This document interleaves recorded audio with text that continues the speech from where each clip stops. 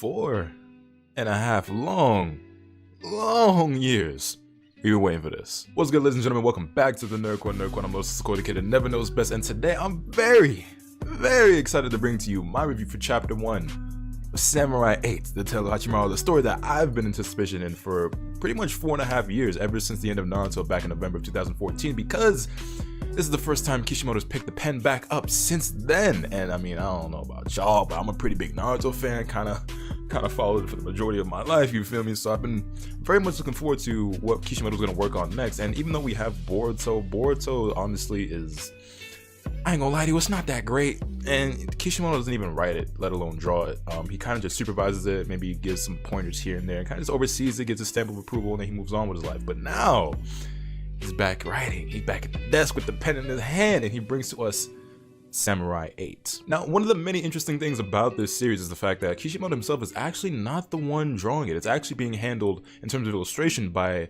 Akira Okubo, whose last name may sound familiar to you thanks to a couple of series known as Soul Eater and Fire Force, who were actually written and illustrated by Atsushi Okubo, because that is in fact the brother of Akira Okubo, the one who will be handling the artwork for Samurai 8. Now, when the series was first unveiled a couple of months ago and we finally got to see some artwork from it and some promotion and key art and all that stuff, I was like, oh, yo, this is looking dope. I actually believed that it was art straight from Kishimoto. Maybe the promotional stuff was, but then they announced that, yeah, it's not Kishimoto, it's, you know, Okubo, it's one of his assistants. So while that's all well and good, what is this series actually about? Samurai 8, the Tale of Hachimaru. Well, as you might imagine, it's the tale about a boy named Hachimaru who wants to be a samurai. Now, we got a preview of this series a couple of weeks before it came out, maybe in a month before it came out, where we got like 3 pages that Shonen Jump put out that we were able to read, and we got to meet Hachimaru, our main protagonist, who is apparently a very sickly, very frail, very fragile boy who has dreams and aspirations of becoming a great samurai.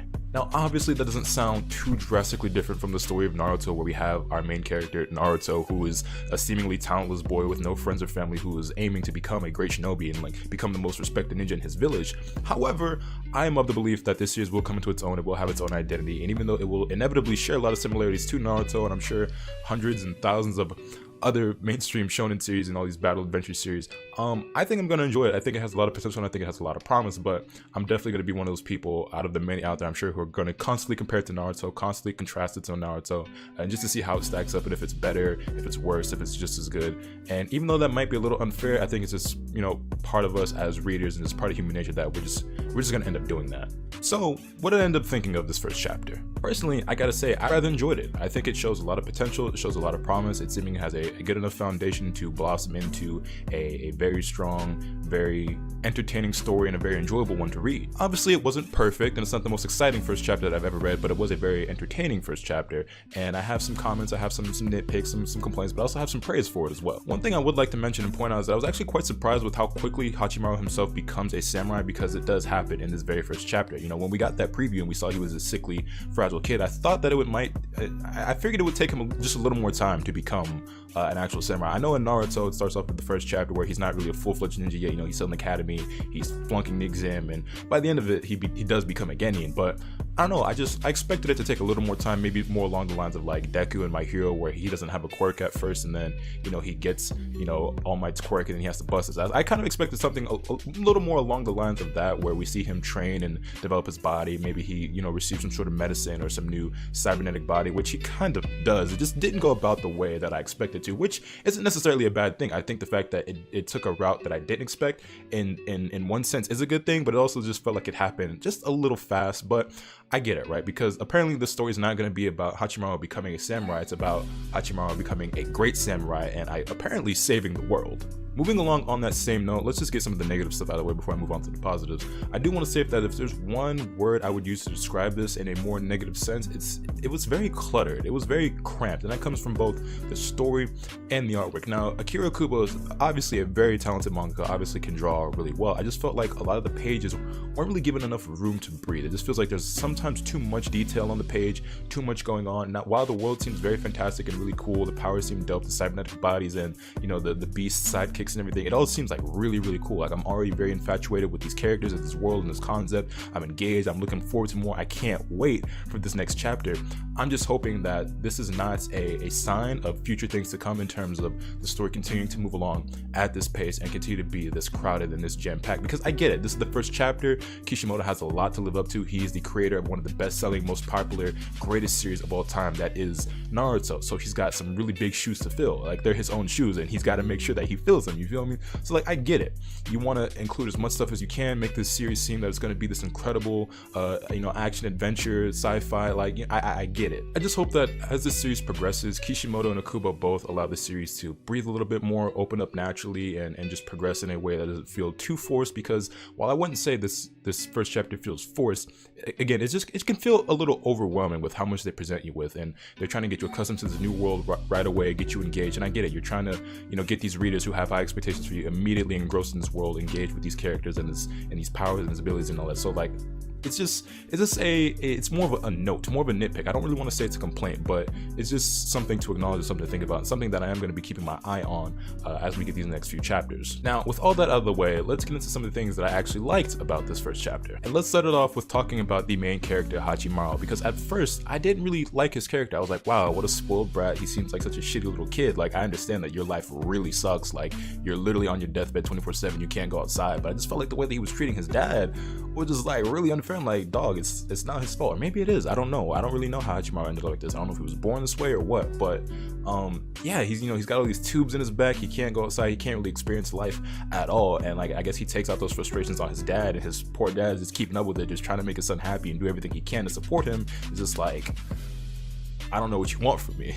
Now, as the story progresses, we see that his father, whilst doing everything that he can to help his son be able to enjoy his seemingly awful life, is actually getting held up by some thugs. And then we see this one panel where Hachimaru was praying to this Daruma, what he believes is Daruma, that he can become a great samurai and that his dad will come home safe and sound, unbeknownst to him that he's currently being kind of like mugged. It gives us insight to Hachimaru's like true character and how he really feels on the inside. Like, even though he acts like a bratty kid on the inside, deep down he does actually care about his father. And I think it's kind of a good thing that he starts off seemingly a little bit unlikable, because it gives him room to grow and develop and mature. And he's obviously a very young boy. He's probably 12 or 13, just like a lot of characters usually are, and he's shown in it just like Naruto was at the start of his series.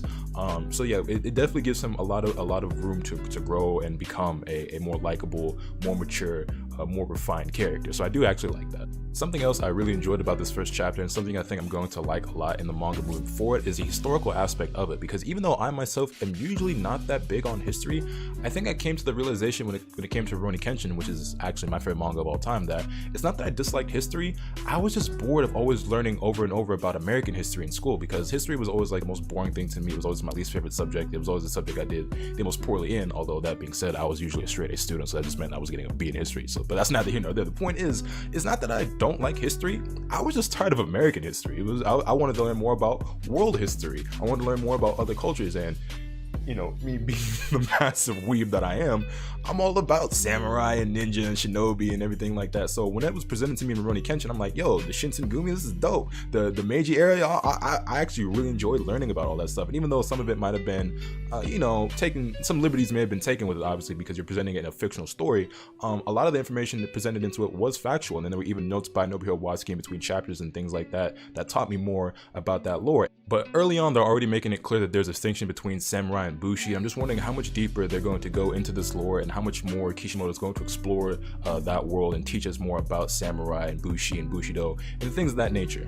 I think the whole aspect of samurai will be particularly interesting in this series, because samurai are such an older concept, you know what I mean? And it's set in such a futuristic world. So I'm really curious to see like the duality between those two, the history of the samurai and then like this sci-fi futuristic setting that we're in, and just seeing how it all plays out. I think it'll be really, really cool to say the least, because the only other series I can think of that does something similar off the top of my head, I'm sure there's plenty out there, but like Cowboy Bebop, for example, how you have these cowboys but they're in space and everything like that, and I'm sure there's plenty of other series out there that do it. But just thinking in my head right now of series that I know and I've read, and just think of samurai. When I think samurai, I think Rurouni Kenshin. When I think Rurouni Kenshin, I'm thinking history and the past. But with this, it's in the future, or at least a futuristic world. Anyway, I think this series has built a very solid foundation. I think it's definitely got the right skeleton in order to grow and become something that we're all gonna love and enjoy and continue reading for however many years to come. And I hope it does become something great and something that I continue to enjoy week after week, because I actually would love to do weekly reviews for this series as the chapters come out every week, because I'm from that era of people who grew up, I was a kid and then a teenager and then an adult who grew up watching people review weekly series on YouTube, watching these Naruto reviews, watching reviews for series I didn't even read, like Bleach or like One Piece, you know what I mean? And people are still doing that to this day, and I never really participated in that. I wasn't really in the comment section. I was just watching the videos, and obviously I was never the one making those videos, but maybe now it's my time to shine. Maybe it's time for me to be part of the community and chip in and have fun and become one of those people who can interact with people and discuss these series week after week and come up with theories. And I think it's going to be a lot of fun. So I have some high hopes for the series, but I'm going to keep my expectations realistic. But I do think that the series is going to become something that I'm really going to like moving forward. And if you guys want to see me do these weekly reviews, I need to see them thumbs up. I need to see them comments down below. Let me know that you want to see it, because I won't do it if people don't want to watch it. I'm obviously going to always do what I want, but I don't want to do what you don't want to watch. You feel me? So yeah, let me know your thoughts in the comments down below. Samurai 8, the Tale of Hachimaru. I didn't talk too much about everything that actually went on in the chapter, more so my thoughts on the chapter itself and what I think it can become, where I think it's at right now, and where it's heading. But in the future, obviously this is my first time trying to do something like this. So figuring out the format, figuring out which topics I want to discuss and how I want to go about tackling each chapter, it probably will change and develop as time goes on. But yeah, maybe in the future I'll probably talk more about the actual contents of the chapter. But for now, this is how I felt. These are the things I wanted to talk about for this first review. So yeah, let me know your thoughts in the comments down below. Hit this video with a like if you enjoyed. Subscribe if you haven't already, so you can stay tuned for all the content I plan on bringing you. And with all that being said, it's pretty much all for today. And remember, nothing can happen until you swing the bat. Later.